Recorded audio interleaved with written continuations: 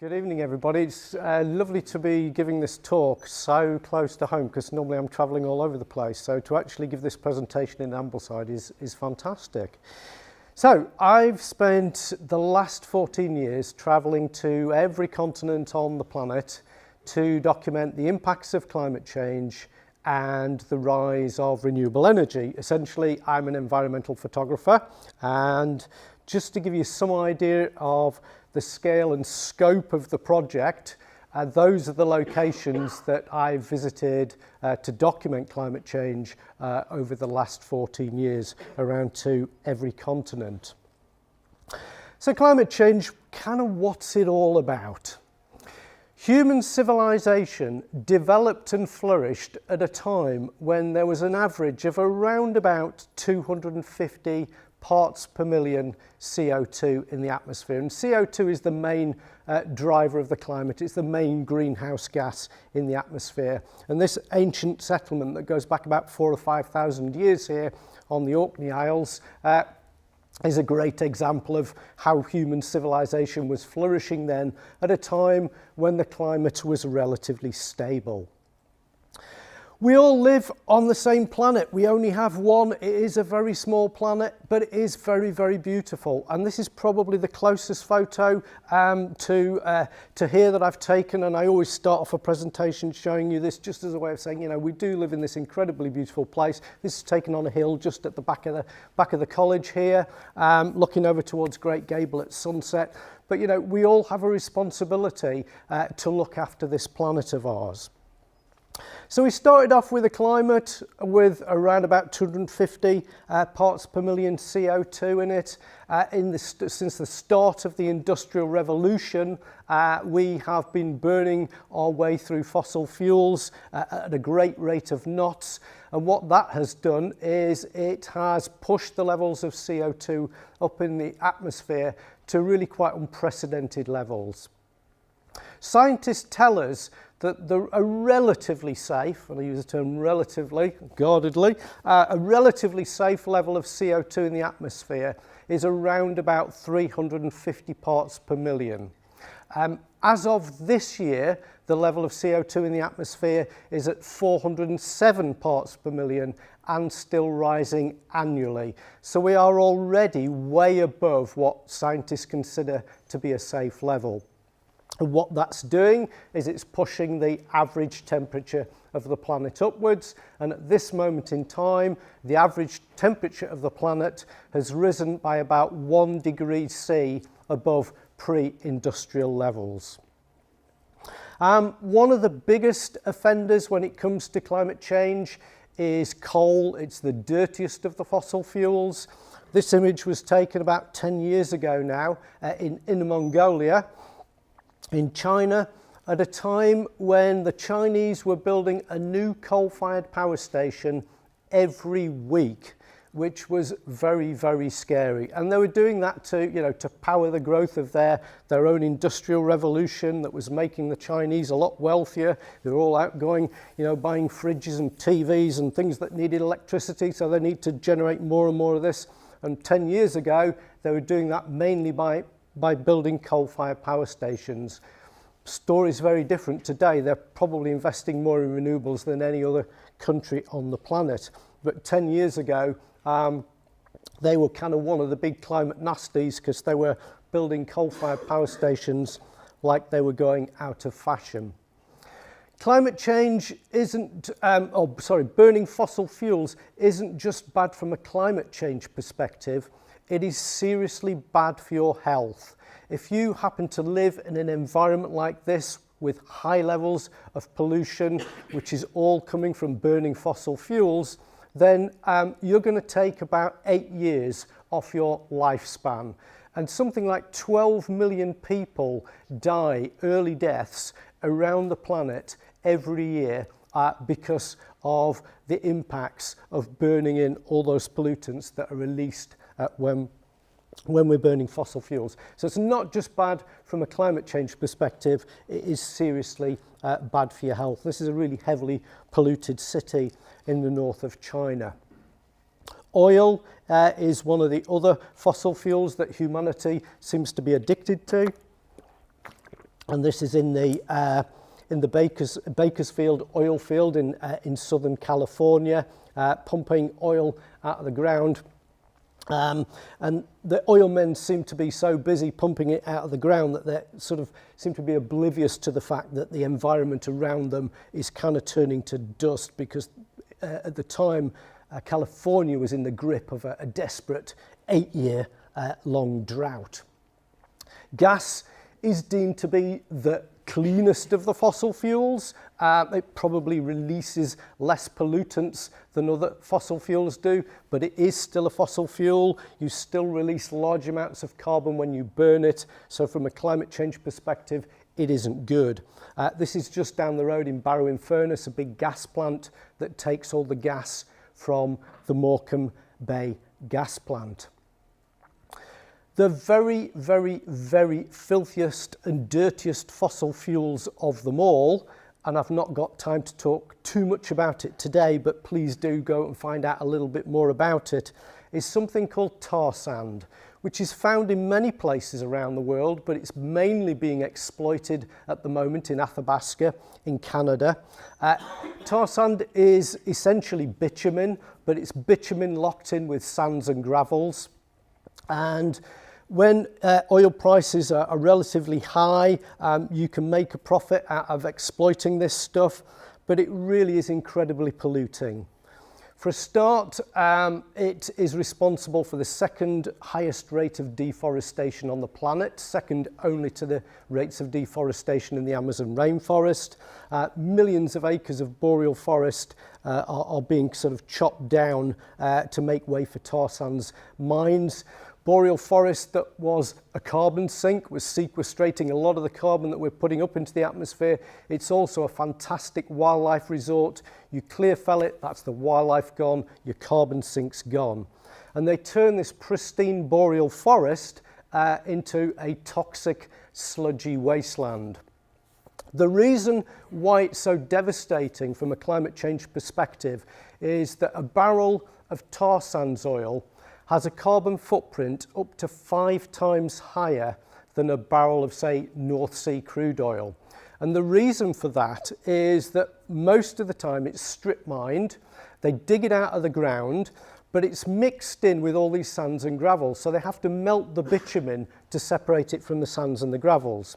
So they use gargantuan quantities of natural gas to turn water into steam. They push steam through the mix to melt the bitumen and then separate it out. And then they can add chemicals to the melted bitumen and turn it into a synthetic oil. And that's why it's got a really, really high carbon footprint, because of all the natural gas that is used in the process. What happens to the steam they've put through the mix? It condenses back into water, which is then put into unlined tailings ponds, and this is looking down on one of those unlined tailing ponds from the air. And because they're unlined, all the toxins that are contained in them leach out and float off north down the Athabasca River. We're talking about quite a remote area here, and north of the tar sands, most of the people that live there are First Nation Canadians. They still live very close to the land. They're hunting, they're fishing, they're using a lot of the resources that the land has to offer. Tragically though, all of those inhabitants further down are being impacted by the pollution that's flowing downstream down the Athabasca River. And what you're finding now is a lot of the fish are heavily contaminated, and a lot of the people are suffering too. The lady on the right is called Clara Mercer. She's got kidney cancer. The guy on the left is a doctor called Dr. John O'Connor. He spent 25 years working in First Nation communities, and he was the first person to identify the cluster of rare cancers that were affecting these communities. One cancer in particular, cholangiocarcinoma, which is a rare cancer. It would normally affect 1 in 100,000 people. Dr. O'Connor found up to 6 cases in 1 year in a community with only 1,000 people in it. So it was a massive spike, way above normal. He approached the Canadian government and said, look, there is a problem here. There are real health problems in this community. I'd like to undertake a health assessment of this community to see if we can get to the bottom of what's causing it. The Canadian government's response to that was to immediately charge him with 4 cases of gross professional misconduct to shut him up. And he spent 5 years trying to clear his name. He has since been exonerated on all charges, but it removed him from the equation for 5 years and stopped him being a thorn in the government's side, because they're making millions, billions of dollars out of taxing the revenue from tar sands oil. But this is a problem we are all responsible for. You know, most of us are driving around in cars. Most of us like to jump on a plane from time to time and go somewhere a little bit warmer and a little bit sunnier than Ambleside is most of the time for a foreign holiday. You know, we all have a carbon footprint. We are all part of the problem. We can all also be part of the solution. One of the other things that doesn't get talked about that often around climate change is the livestock industry.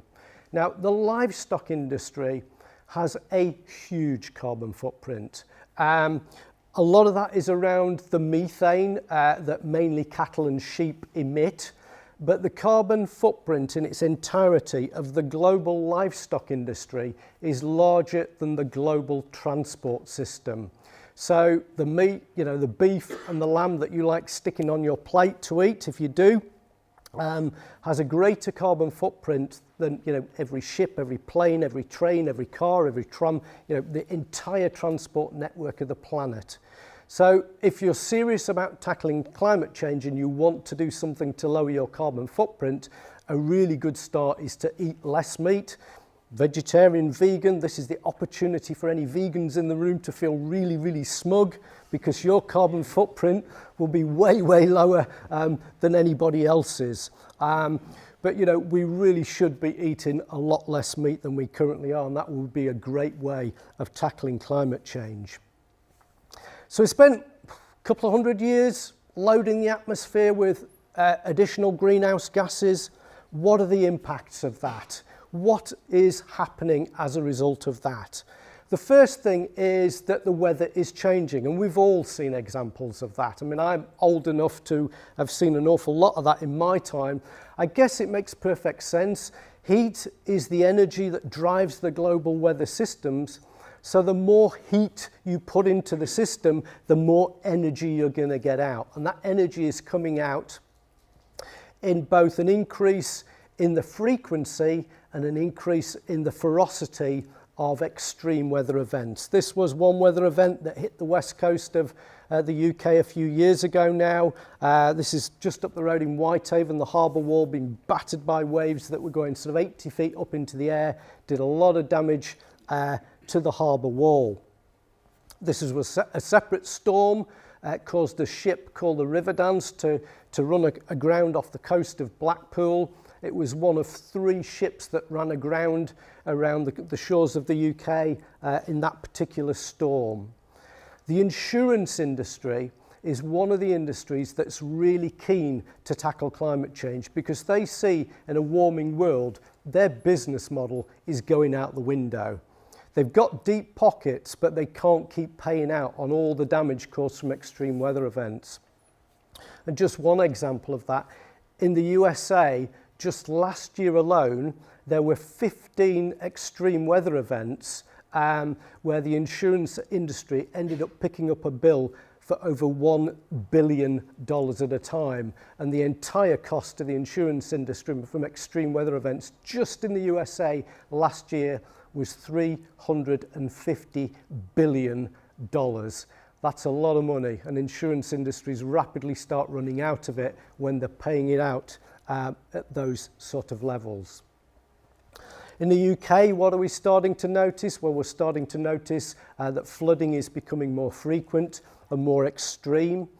This is quite an unusual flood because it actually happened in the summertime in the village of Tolbar near Doncaster. Most of the floods that we get in the UK tend to be in the autumn and the winter time, but this one was in the summer, which was really quite unusual. Cockermouth, which is in the county here, just about 25 miles up the road, have been flooded 3 times in the last 15 years. They're flooded in 2005. They were flooded in 2009 when this photograph was taken, where people were literally being rescued by the lifeboat service from the main street. The Environment Agency came along to them and said after the 2009 floods, don't worry, we're going to spend about £8 or £9 million, build you some nice new flood defences. We've done the maths.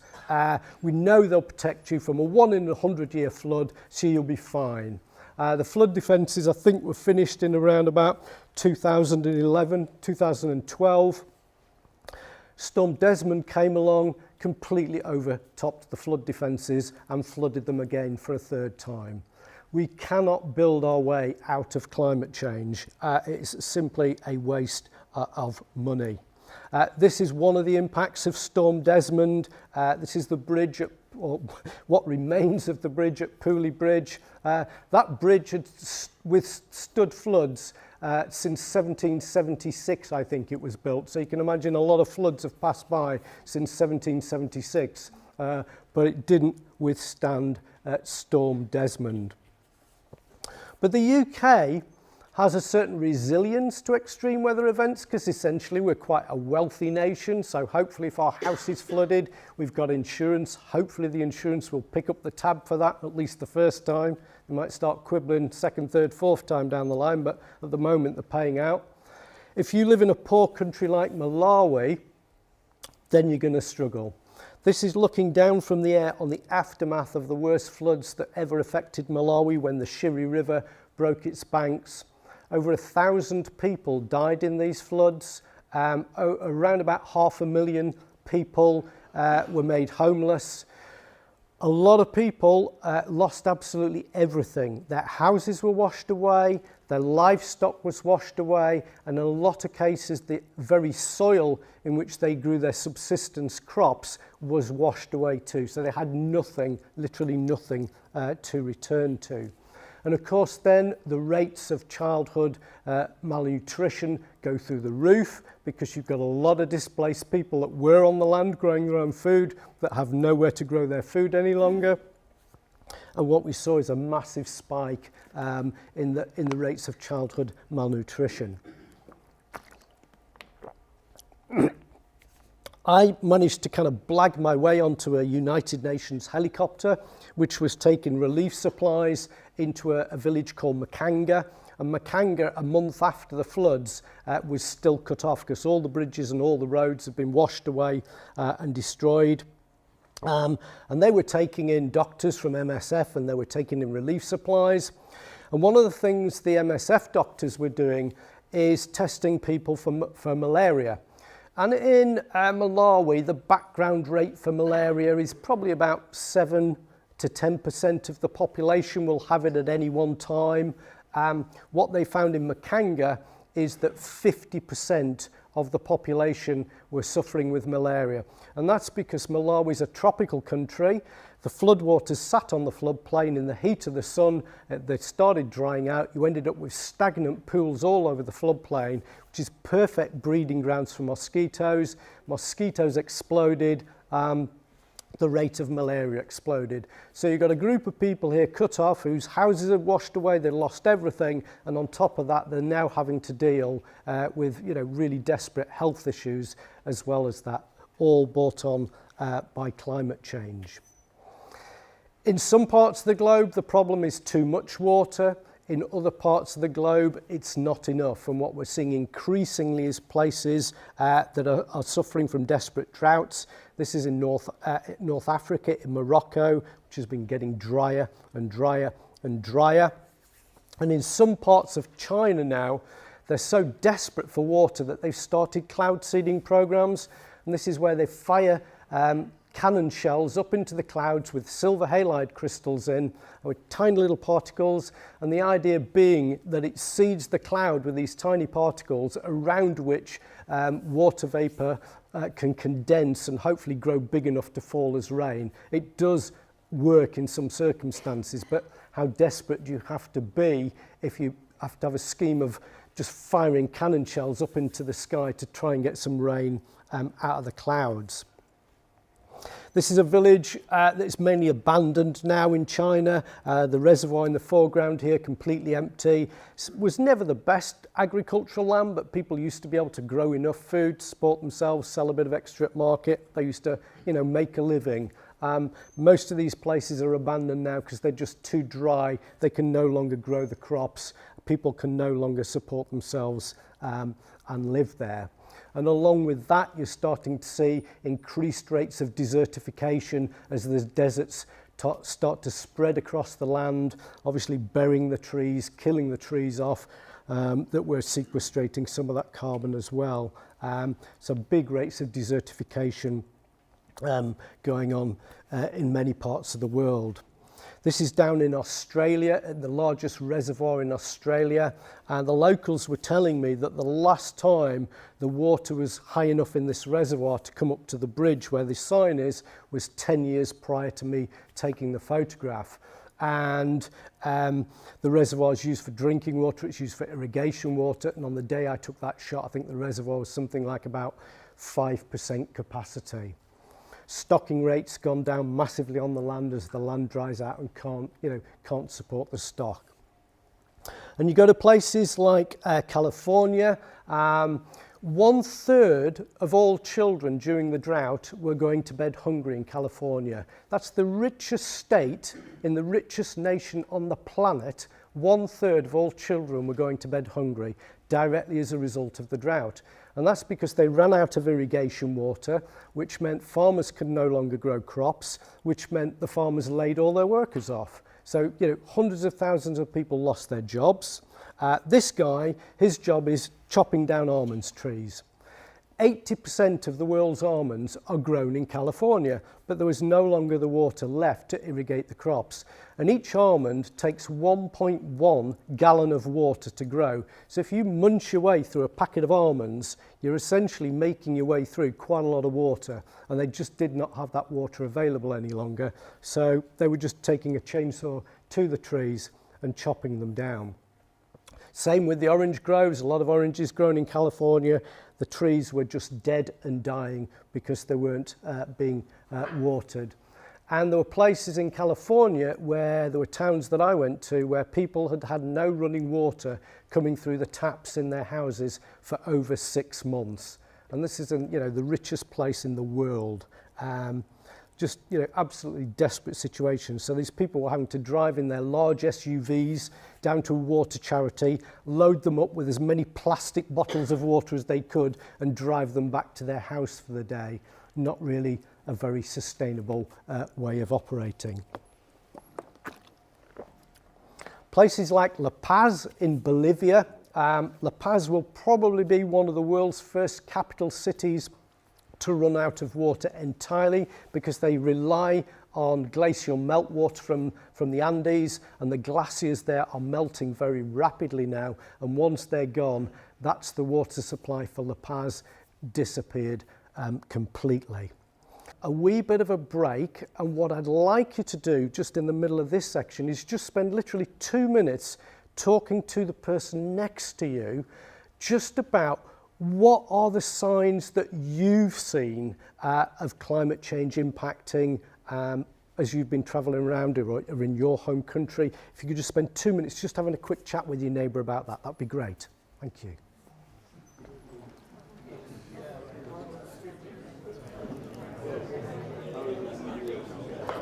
Right, everybody. Hopefully I know it's a very short space of time, but hopefully you've started some meaningful discussions and you can carry those on, I'm sure, afterwards. Welcome, Alan Hicks. Oh, hi Alan. Thank you very much for coming along. Nice to see you. No, we're not halfway through yet, so you're all right. Right, no problem. Right, okie dokie. So, moving on. Water supplies running out, droughts.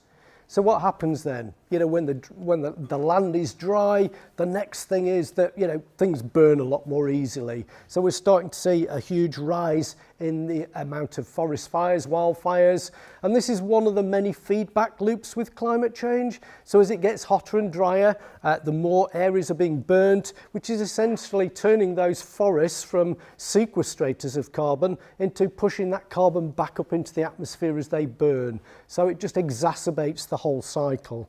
And what we're finding now is that an area around the planet the size of India is going up in flames every single year. That's an awful lot of carbon going up into the atmosphere as a result of climate change. This is the aftermath of some devastating bushfires in Australia about 12 years ago now, and those bushfires just on a couple of days were responsible for killing around about 130 people. As well as killing 130 people, they destroyed a lot of people's property, and 130 people killed, many others survived, but as you can see from this image here, they didn't exactly survive unscathed. So the human cost of climate change is mounting ever upwards and upwards, both in terms of finances and in the impact it's having on people's health, their well-being, and on their everyday lives. The very first climate change photo shoot I did was to Alaska, and I was privileged to spend a week on a tiny little island called Shishmaref, really remote. It's between Alaska and Siberia and the Chukchi Sea, home to 600 Inuits. And the problem there was that their houses were being washed into the sea because the sea ice that used to form around their island late September wasn't forming till maybe Christmas time, and that was back in 2004. And any bad storms that came through before the sea ice formed was just knocking great chunks out of their island. This guy called Raymond Wayawana is deemed by many people to be the world's first refugee from climate change because his house went into the sea back in the 1990s. And I learnt something there that I've seen many times in my travels since, is that those least responsible for climate change are most impacted by it, because as Inuits, they're still leading a mainly hunter-gatherer lifestyle. Their carbon footprint compared to the average North American is tiny, and yet they're being really severely impacted by climate change.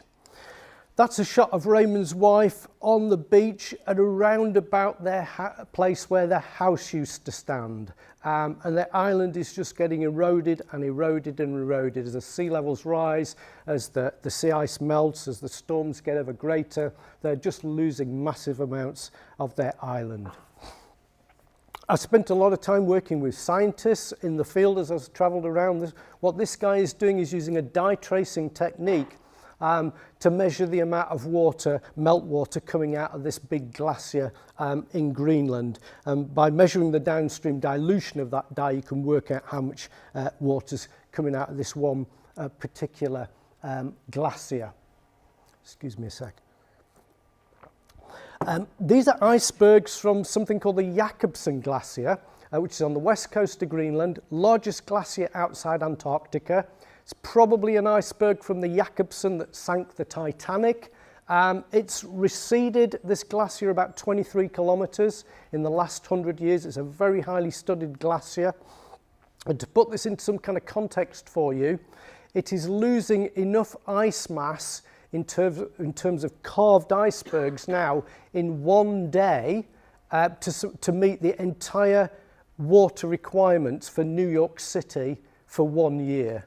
So in every single day, this glacier is using the same amount of water that New York City uses in 1 year, and that's what's driving the levels of sea level rise. You go to places like Iceland, and the guy that drives this big truck taking tourists up onto the ice sheets telling me, you know what, he says, every time I come up here I have to drive further and further to find the start of the ice sheet. And what scientists are telling us now is that there will be no glaciers and no ice sheets left at all in Iceland by the end of this century. This is yours truly on the top of Mont Blanc de Tackle quite a few years ago now. It's just on the side of Mont Blanc. And the route we climbed to the summit is really now not climbed very often any longer. It's normally avoided because it's deemed to be too dangerous, because the tops of these high alpine peaks that are mainly held together by permafrost, permafrost is melting, you're getting a lot more rockfall, you're getting a lot more serac fall. So, an activity that was never risk-free in some instances is becoming, a lot more riskier. And you go to the highest mountains on the planet. This is in the Annapurna range in the Himalayas. And even here, the glaciers are receding and melting quite rapidly. Really worrying, because those ice sheets, those glaciers in the Himalayas are feeding into all of Asia's large rivers that between them sort of feed and water 4 billion people across Asia. The guy in the foreground here, it no longer has a job. He used to have a job. He used to run a ski tow in the world's highest ski resort. And this was the world's highest ski resort. It's called Chacaltaya. It's at 18,000 feet. It's the highest point I got to on my travels. It's above La Paz in Bolivia.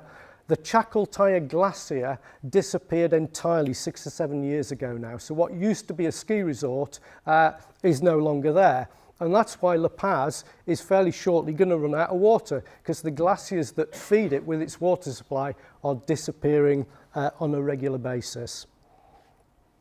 And you go down, to Antarctica, and even on the coldest continent on the planet, temperatures there on the Antarctic Peninsula are rising pretty rapidly and feeding into the rates that we're seeing of sea level rise as well. The polar bear is often seen as the poster child for climate change. I went looking for polar bears and sea ice, and in this year in question, 5 or 6 years ago now, we had to push to within 400 miles of the North Pole to find any sea ice at all, and there should have been sea ice a lot further south than that.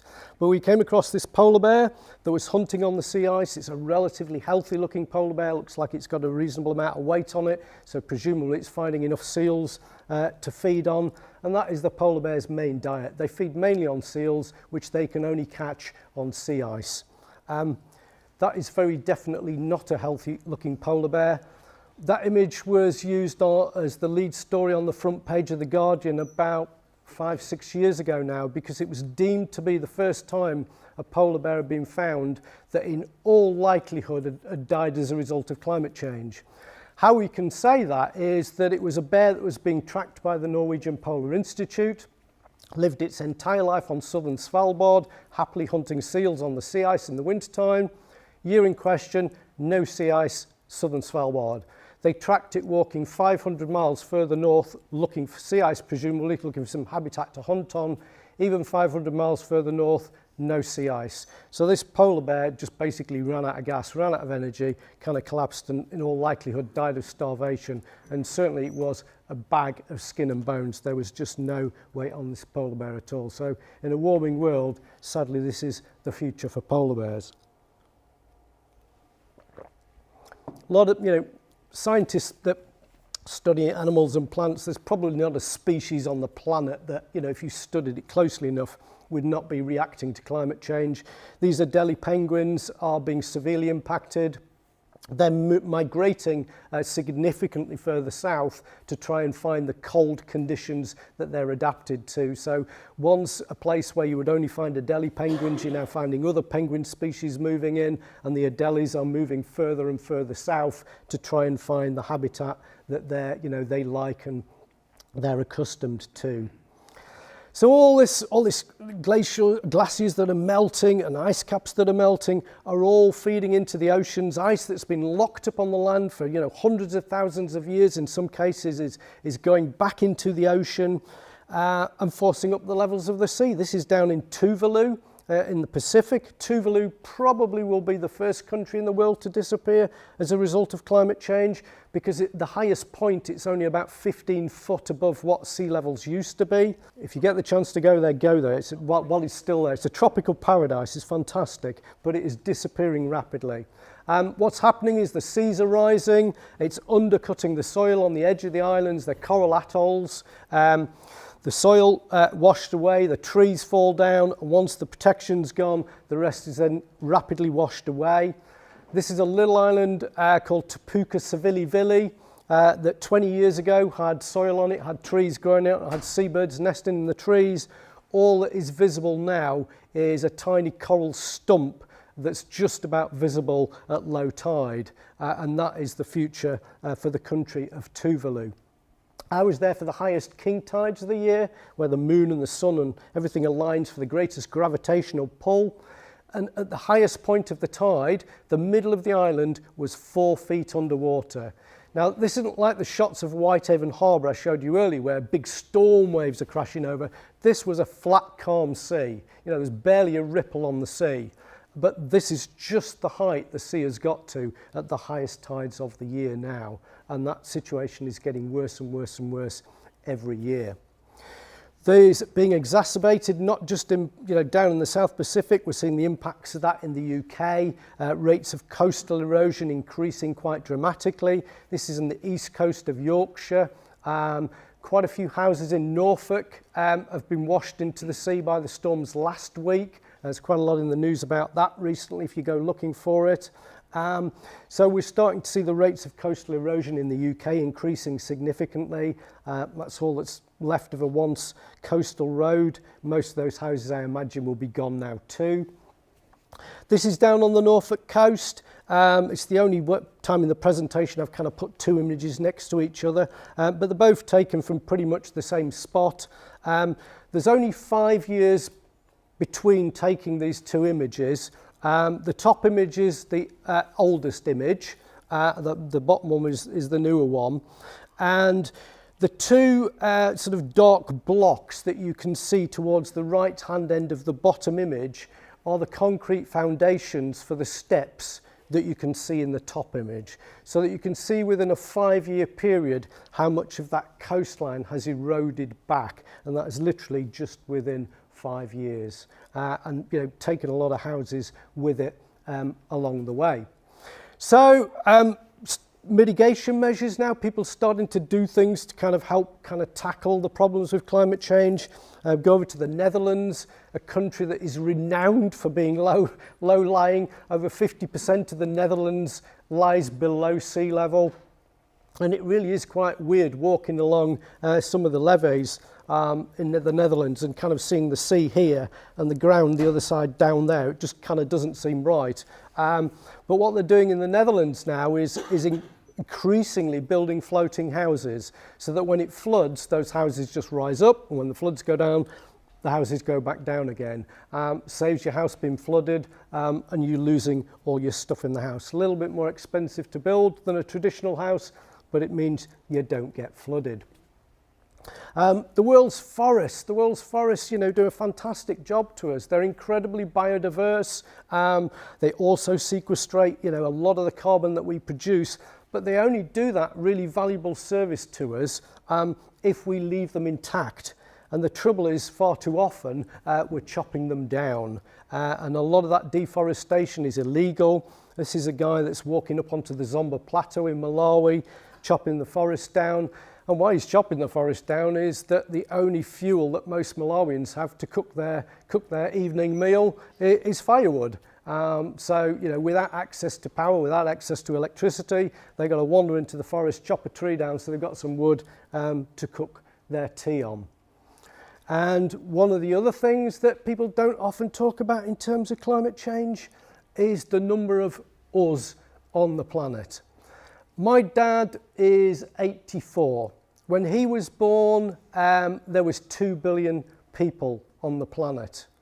I'm 56. When I was born, there were 3 billion people on the planet. Today we stand at around about 7.5 billion, and within 30 years we're predicted to get to 9 billion. We do not stand a cat in hell's chance of tackling climate change with a growing human population. So if we're serious about tackling climate change, we have to be serious about having a conversation about how many of us the planet can sustainably support moving forwards.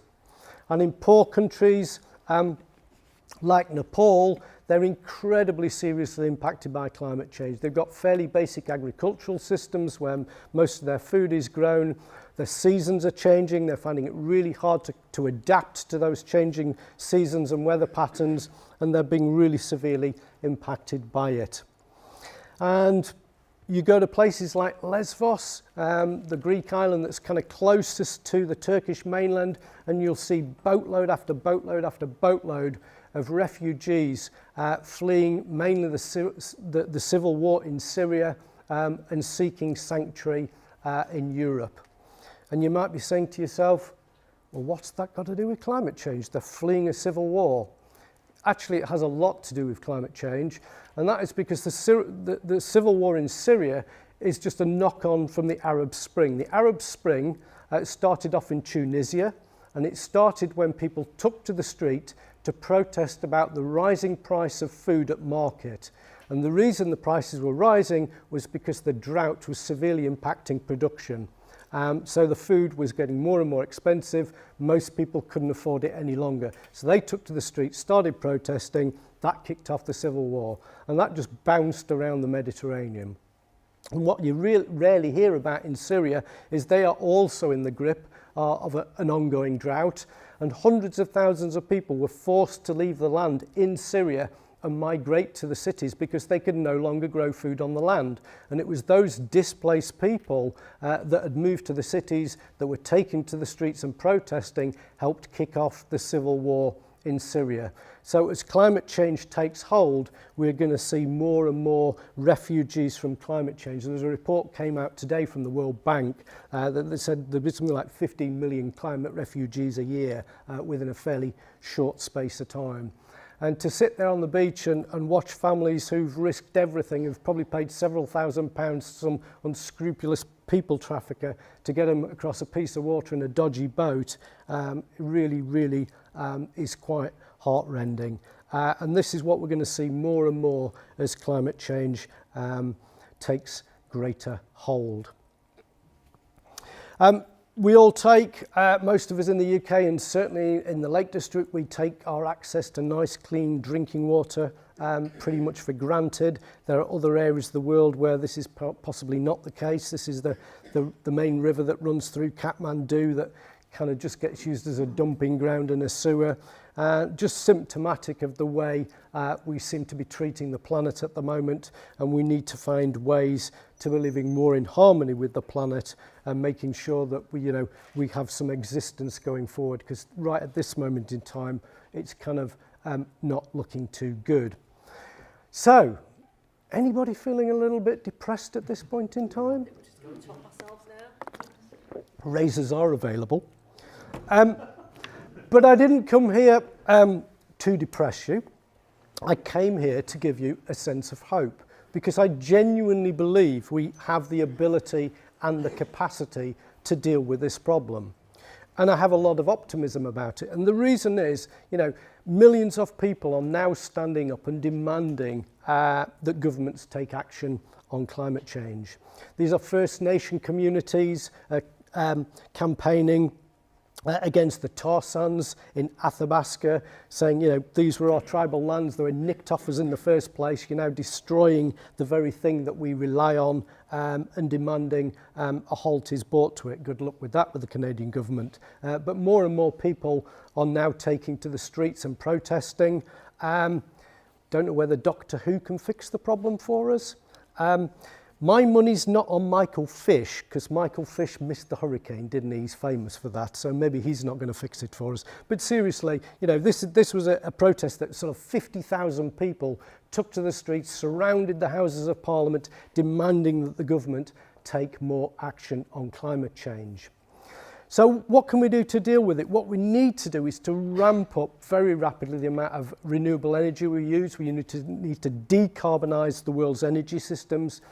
We've been using renewable energy for thousands of years, and we need to go back to that. This is a windmill on the North Norfolk coast at Cley.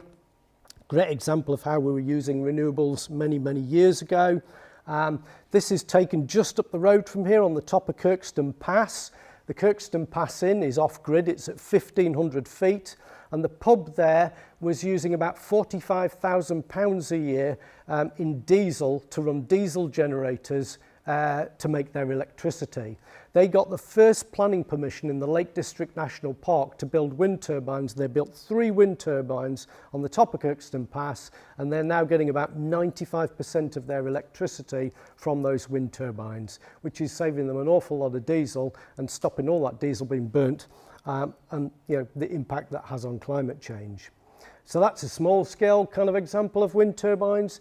This is the world's first large-scale wind farm in California, and these large wind farms can power many hundreds of thousands of homes. The scales are growing all the time, getting more and more efficient, getting bigger and bigger turbines. If you don't like your turbines on land, you can put them out to sea. The costs are a bit higher there, but the winds are more consistent offshore generally, so they're a good place to be.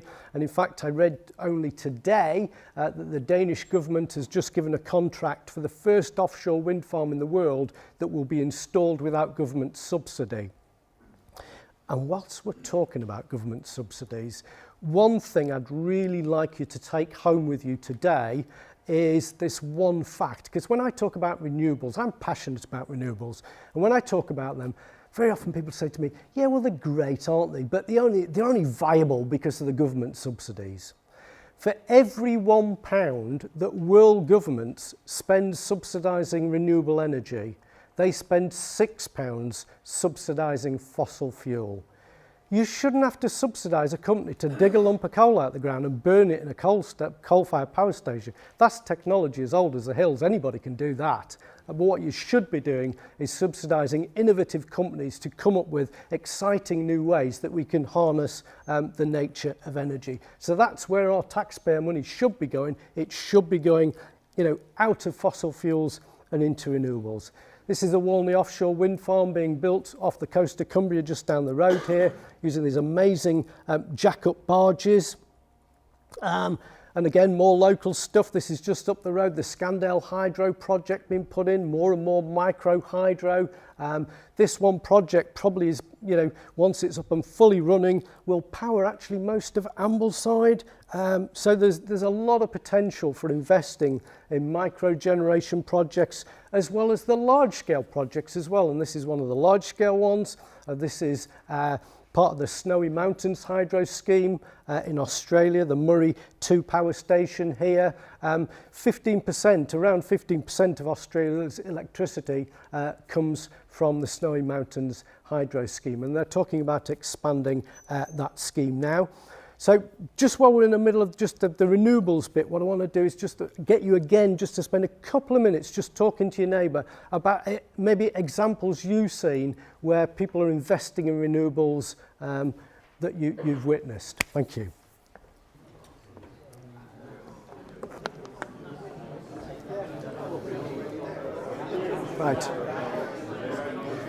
Right, thank you very much. I know it's not very long, but hopefully we'll get the chance to carry on these discussions and ask some questions at the end. Thanks for that. So other renewables, this is the Blue Lagoon, big famous kind of tourist resort in Iceland. Essentially it's the wastewater that you're bathing in from a geothermal power plant, and 30% of Iceland's energy comes from geothermal. This is one of the world's larger geothermal power stations, tapping into that energy very close to the surface. Fantastic renewable resource. So if you're living in a house in Iceland and you're lucky enough to have the northern lights burning over the top of your head, you can sit there with your lights burning 24 hours a day in the knowledge that all the electric you're using is renewable, because 30% geothermal in Iceland, 70% hydro. So they're 100% renewable in Iceland. Shows what can be done if the will is there to do it. This is the thing government should be investing their money in. Things like tidal and wave energy. There is a vast potential around the shores of the UK for generating electricity from wave and tidal. This is something called the Polaris P2, which was the first wave energy device to transmit energy into the national grid in the UK. It's been tested here up in the Orkney Islands. And these solar panels being installed on my house roof in Ambleside, I invested in these about 6 years ago now. They generate around about 2/3 of all the electricity that I use. And that's in one of the cloudiest, wettest places in the UK. You know, we're not a desert in Ambleside. The sun does not shine today, you know, like today all of the time. It's a bit of a scarce resource at times. But if you lived somewhere sunnier and drier than this, you'd be producing 100% easily with a 4 kilowatt system. This is what we should have on every house roof in the country. And we could get rid of all the coal-fired power stations. Trade that up to something like solar thermal. This is a big power plant down in the south of Spain. Got surrounded, it's really kind of fairly basic technology in a way. It's a boiler sat on top of a tower, surrounded by masses of heliostats, big word for mirrors. They bounce the sun's energy up onto the top of the towers, turn the water into steam, put it through a turbine. But the clever thing about these is that they can generate electricity for up to 8 hours after the sun's gone down now, because they take the excess steam from the middle of the day, they dump it into big vats of molten salt, and when the sun's gone down, they re-extract the steam out of this molten salt to keep the turbines turning. And they're getting clever and clever all the time with this stuff and generating for longer and longer periods. Some of the most kind of uplifting things that I saw on my travels really were where renewable energy is being used to bring electricity to people that have never had electric before. So this is a little village down in the Sundarbans in India, the Ganges Delta. Each family has a battery which they recharge at a little solar power plant down the road. They carry the battery back to their house once a week, get it charged at the station. It'll power their mobile phone, it'll power a few lights in their house, and just fantastic technology that's bringing energy to people for the first time. And this is not the best photograph I've ever taken on my travels, but it is one of my favourites because, ladies and gentlemen, what you're looking at here is a world first. This is the world's first solar crematorium. Just imagine how fantastic it would be at the end of your days if you could shuffle off this mortal coil in a completely carbon neutral way. It burns 4 bodies a day, completely in accordance with local religious law, because that dictates you've got to be cremated. This is in India. Stops people going into the forest and chopping trees down to get enough wood for a funeral pyre. So it's just a huge win-win situation. Now, I'm not saying you can have this technology everywhere. If you tried this in Ambleside, you might be lightly scorched by the end of the day. But in hot, kind of sunny places, this sort of stuff is a no-brainer. Why are we using kind of chopping wood down when we could be using these things? And then go to places like the Barefoot College, where they take poor women from communities around the world and teach them to build solar cookers and solar lanterns. So again, they're freeing up these women's time that spend hours a day trailing into the forest, chopping trees down to get enough wood to cook the meal. Solar cooker will do the job for them. They can cascade that knowledge when they get back, so they can, you know, get other people in the community building these things. Amazing stuff. So, you know, we're at a crossroads. We face a very uncertain future. What do we do? Do we go on for business as usual, burning fossil fuels like the oil in these tanks in Amsterdam here, or do we transition very rapidly to a low carbon future and invest in more of these wind turbines that stand next to them? What I want to do is just wrap this up by telling you a little bit more about the project in terms of some of the challenges that I've faced as the time's gone along.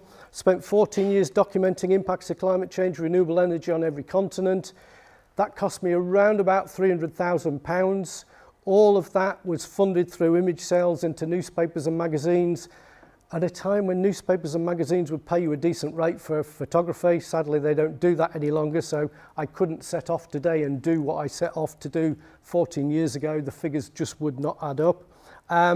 But I faced a lot of problems on the way. The Royal Canadian Mounted Police stopped me the first day in the tar sands and told me that if I so much as stepped 1 foot off the highway, they would arrest me for trespass and lock me up for 3 or 4 months until a judge deemed fit to view my case.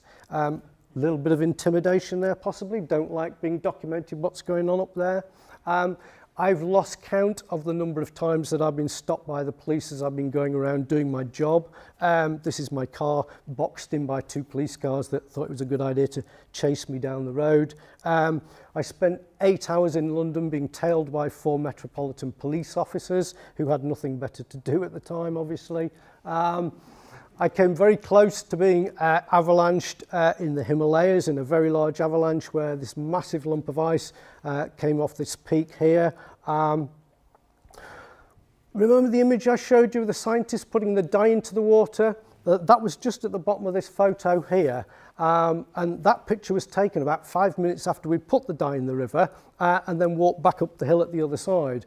Had we been there when this lump of ice came off, I wouldn't be stood here giving this presentation to you today, because the whole of that wall of ice came across and just buried the whole river and the side of the banking we'd been stood on. On the Greenland ice sheet, when I was up there documenting the amount of melt in the summer, I was following this GPS trail that I'd been given to get to where all these meltwater pools were. And either I made a mistake or the GPS made a mistake, because I got to one point where my foot went forward and just went dunk. And essentially I'd broken through a snow bridge over a rather large crevasse and managed to fall backwards and stop myself going down it. So that was probably another incident where I might not have got away from that one. When I was in Bolivia, I managed to completely destroy my hire car. The Bolivian car hire company, I won't name the company, it's a global company, they're Europe-based, which might give you a clue. But they then spent 3 days locking me in hotel rooms while they tried to defraud me of $50,000, which they reckoned was the value of this car, which was insured, and you could buy a new one in Bolivia for $15,000, so I'm not quite sure why they wanted $50,000 off me. But they were obviously in cahoots with the local police as well, who gave me a big fine for wrecking the car, a fine for which they wouldn't give me a receipt, strangely. So there's been quite a lot of times along the way where I could have kind of been stopped in my tracks, but thankfully I made it round. I then spent about 6 months crowdfunding the money to put together images from a warming planet. I raised £45,000 through crowdfunding to produce the book. Please come and have a look at it afterwards. Copies are available for sale. That's the cover of the book. You'll be in very good company if you want to buy a copy of the book, because Al Gore's got a copy, the Pope's got a copy, Emma Thompson's got a copy, Chris Pappen's got a copy, loads of people like that, so you'll be in very good company.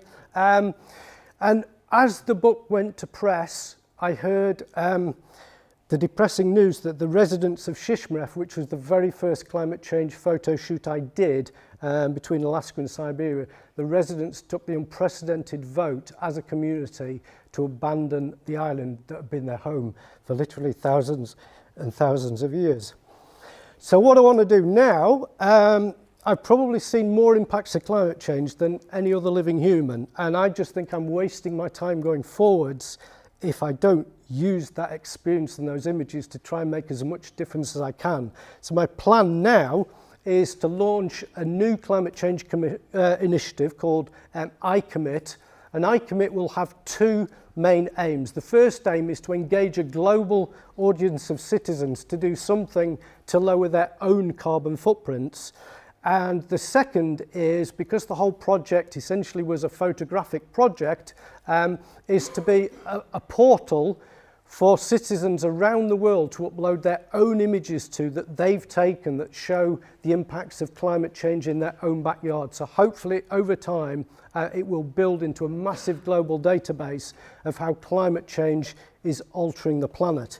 But I need to raise £55,000 to set up iCommit, and I'm in the middle of a crowdfunding campaign for that. So anybody that wants to support that, that would be fantastic. I have waffled on for long enough now, so I'm going to shut up, but I'd be really happy to answer any questions that anybody might have. So I'm going to hand over to Grace to handle the